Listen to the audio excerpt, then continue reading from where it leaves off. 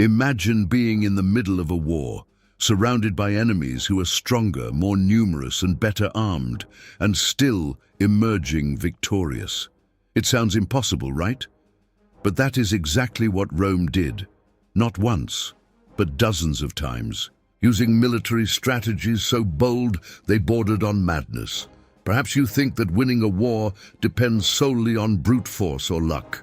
But what if I told you that the secret to Rome's rise was something entirely different, something that defied logic, surprised the enemies, and changed the course of battles in mere minutes? In this video, you will discover how risky tactics, devised by geniuses like Julius Caesar and Crassus, transformed the Roman Empire into an invincible power. Get ready to delve into the behind-the-scenes of the craziest maneuvers in ancient military history and understand how they worked. But before we dive into this incredible story, make sure you're subscribed to our channel and hit the notification bell so you never miss any of our videos full of historical curiosities about ancient Rome. Before we tackle complex tactics, we need to go back to the beginning, when Rome was just another city fighting for territory on the Italian peninsula.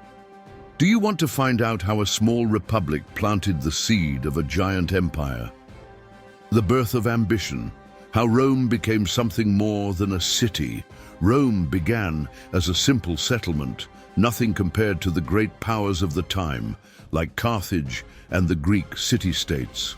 Neighboring territories viewed the Romans with suspicion, as they were a stubborn and determined people. The founding of the Republic inspired a new form of government, one that gave voice to a senatorial elite and, in a way, to the people, through popular assemblies. From this internal organization, the ambition to expand borders emerged. Conquering Italic, Latin, and even Etruscan peoples was the first step in testing Roman strength, which combined political alliances with strict military discipline. The legionaries were trained in exhausting marches, learning to fight on any type of terrain. The idea of becoming masters of the Mediterranean was initially treated as a distant dream. But Roman pride, fueled by victories against neighboring cities, grew with each successful conquest. Gradually, Rome ceased to be seen as the arrogant city and came to be feared for its adaptability. If they lost in a conflict, they quickly reorganized their army and returned even stronger. In this scenario, the figure of Julius Caesar emerged, still young, envisioning a grand future for himself and Rome. Even before he had a major role, Caesar began to stand out as a charismatic strategist, attracting the sympathy of both the troops and the population. He saw in Rome's growth the opportunity to etch his name in history. When borders start to expand, soldier discipline becomes the heart of the Roman army. But how do you keep morale high in epic battles? The answer lies in a cruel method that, so radical, could easily be mistaken for desperation. The power of discipline, the somber practice of decimation. Decimation was a shocking practice. For every 10 soldiers, one was executed by his own comrades as punishment for the cowardice or insubordination of the entire unit. To us, it may seem brutal, but according to Roman logic, it was the most effective way to keep the army alert. This technique was not invented out of nowhere. It was born from the necessity to prevent fear from eroding the military structure. Soldiers, knowing there was no way to escape unscathed if they acted cowardly, mustered the courage necessary to follow impossible orders. After all, death at the hands of an enemy could even be glorious, but death by decimation was shameful. The most emblematic example of this practice occurred when Crassus, facing Spartacus, the gladiator who became a symbol of revolt, saw his army at risk of breaking apart after a series of setbacks. The implementation of decimation restored discipline.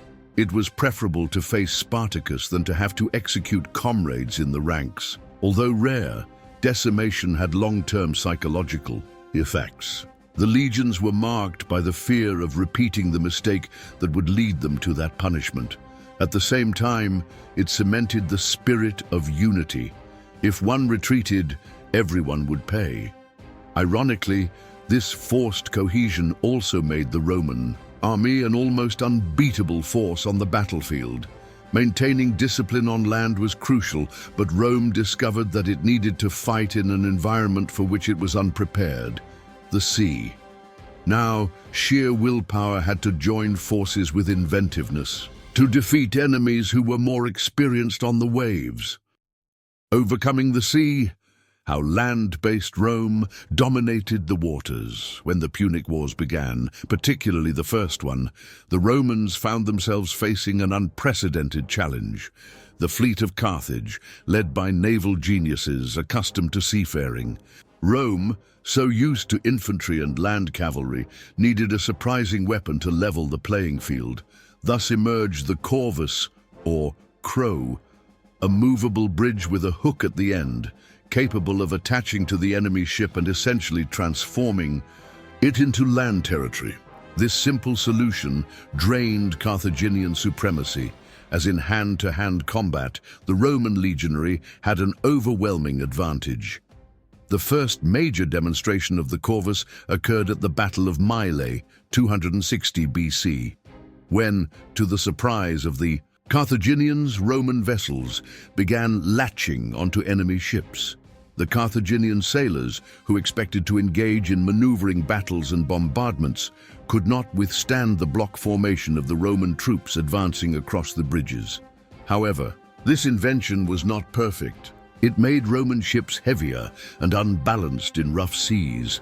There were shipwrecks because of this, but overall, the corvus paved the way for land Rome to also set foot on the oceans, marking a huge leap in the formation of a multi-continental empire. If the sea had already been conquered by Roman ingenuity, the challenge of ensuring superiority on land against peoples who knew every inch of their terrain still remained. It is here that Julius Caesar's mind shines like never before, and his obsession with victory becomes clear. Walls within walls. The insane siege of Alesia. During the Gallic Wars, the siege of Alesia became one of the most significant episodes. Caesar, facing one contingent inside the fortress and another trying to free them, created two fortified lines, one facing inward and another facing outward. It was like sandwiching the enemy, while at the same time, the Romans could become trapped if things went wrong. The audacity was incredible. Building walls, towers, and moats around Alesia would already be a colossal task. Doing it twice, knowing that at any moment a Gallic army could arrive with reinforcements, seemed like madness. But for Caesar, it was the only way to ensure that no enemy could escape or enter. Desperation gripped both the defenders inside Alesia and the attackers. Outside, Caesar, at the center, managed food supplies, troop morale, and the tension of awaiting a two-front battle. Roman discipline once again set the tone. It was an extreme test of endurance and organization. When the Gallic troops attempted to break, from the outside to the inside, the outer wall held firm. When the besieged tried to break out, they encountered the inner wall. Engineering and persistence prevailed, transforming Alesia into Caesar's trophy and solidifying his reputation as an unbeatable strategist. If physical fortifications demonstrated the power of Roman engineering, there was an even more resilient fortress to be broken, the unity among enemy peoples. And it is here that Rome resorted to a subtler, yet no less devastating weapon: astute diplomacy.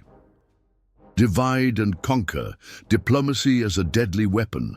Rome quickly realized that when opponents united, the battle became much more complicated.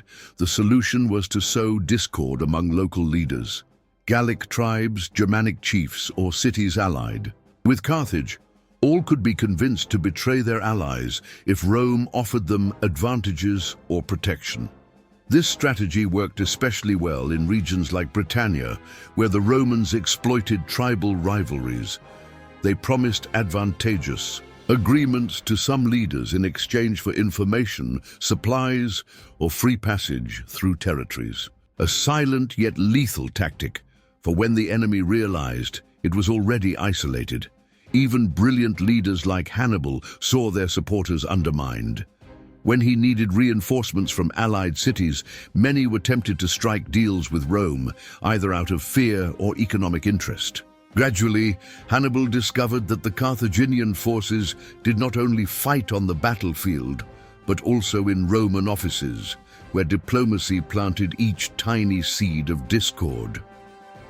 Before we dive into the next chapter, which will show just how far Roman cunning went beyond conventional plans, I want to remind you, have you ever wondered how this event shaped the fate of an empire? Leave your like now, so we can continue bringing you stories as impactful as this. After winning many battles on the basis of diplomacy, the tactic of divide and conquer still left gaps in regions where nature was the enemy's ally. In the dark forests of Germania, the way of fighting would have to adapt once again. The Silent War. Secret strategies in Germanic lands. Germania offered an inhospitable setting, dense forests, swamps, uneven terrain, and a climate that tested the soldiers' endurance. While the Romans were excellent at engineering in open fields, in these areas the legionaries struggled to maintain formations. The Germanic warriors would appear and disappear among the trees in deadly ambushes. To counter these tactics, the Roman generals learned to combat silence with silence. They reduced the use of trumpets and drums, began training the troops in night movements, and even adopted lighter footwear to traverse forests without being detected. It was a true revolution in the way the legions thought. Although they had suffered painful defeats, such as in the ambush in the Teutoburg forest in 9 AD, the Romans also reacted forcefully. They started building small forts at strategic points, blocking passes and using mobile units to patrol high-risk areas. Thus, they became capable of responding to sudden Germanic attacks. This silent war did not yield the immediate glory of monumental battles, but it was crucial for Rome to maintain its presence on that frontier. It was a game of patience and intelligence, in which winning meant surviving and consolidating their defensive lines against invaders who knew every corner of the forest. Exploring dark forests and unknown territories, Rome realized that sometimes it wasn't only in silence that one could surprise the enemy. Deception would become another hallmark of Roman military power. When weakness is a weapon, the art of feigning defeat, there are accounts of strategies in which the Romans pretended to retreat, creating the illusion of imminent defeat. When the adversary became overconfident and advanced in a disorganized manner to pursue the fleeing troops, the legionaries would turn in unison, trapping the enemy. It was a devastating psychological blow. This technique sometimes appeared in conflicts against Celtic tribes, who valued explosive charges. Upon seeing the Romans scatter, the Celtic warriors would rush after them, shouting victory cries. But that victory would vanish in seconds when the formidable Roman infantry regrouped for a counterattack. Julius Caesar, in his campaigns, also used more subtle versions of this tactic, ordering smaller units to simulate panic and retreat, luring the enemy into a chosen terrain. Their pre-planned ambushes would close like traps. With the enemy disoriented, Caesar seized the opportunity to secure the triumph. What seemed like cowardice turned out to be a demonstration of calculation and cool-headedness. While many peoples fought driven by passion and courage, Rome showed that sometimes victory belongs to those who know how to deceive and surprise, exploiting the enemy's euphoria as their greatest weakness. If the power of illusion worked wonderfully, on the battlefield, Rome still had another trump card: its ability to bring in the knowledge of engineers to create weaponry and machines capable of tearing down walls and expectations. The engineering mind, building bizarre and improvised weapons. Roman engineering went far beyond aqueducts and roads.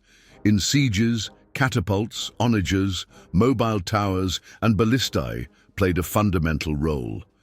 These gigantic machines were brought right up to the enemy walls, launching stones and bolts that created breaches or caused panic among the defenders. A significant moment was the evolution of field traps. In swampy regions or in front of fortifications, the Romans created ditches, palisades, and even hidden arrow-firing mechanisms. All of this was orchestrated in a plan that required armies of workers and military engineers. In many cases, these inventions arose from trial and error. When they encountered a city with different walls, the Romans adapted the recipe. They changed the angle of the catapults, built hanging bridges, or erected wooden ramps. The adversary might even think it had an insurmountable defense. But Rome always found a way. The siege machines not only paved the way, but also undermined the enemy's morale. Seeing a Roman tower approaching, with soldiers advancing relentlessly, under its protection was like witnessing a harbinger of imminent defeat. While less prepared peoples relied on luck, Rome trusted in the well-oiled gears of its constructive genius. After learning about these incredible war machines, it is easy to think that the Romans won solely because of technology. But no artifact would function without men prepared to bear the weight of their armor and the rigors of combat. Forging iron, the exhausting training of the legends. The training process for a legionary was harsh from day one. Young men, on average between 17 and 25 years old, had to undergo a rigorous physical test. Marches spanning dozens of kilometers, with full equipment, sword training against wooden logs, and the constant surveillance of officers were all part of the routine. This level of preparation was tied to the belief that in battle, body and mind must act as one. Fatigue and pain were silent enemies, capable of taking down even the bravest man. To avoid them, it was necessary to accustom the body to enormous levels of stress, almost beyond what it could bear. Meals and hygiene were also carefully monitored. Outbreaks of disease could decimate an army more quickly than any enemy force. Therefore, there was discipline even in the way camps were set up, always well organized, with separate areas for waste, food, and rest. This exhausting training molded soldiers who seemed made of iron, and at the moment of combat, each legionary knew his exact place in the formation.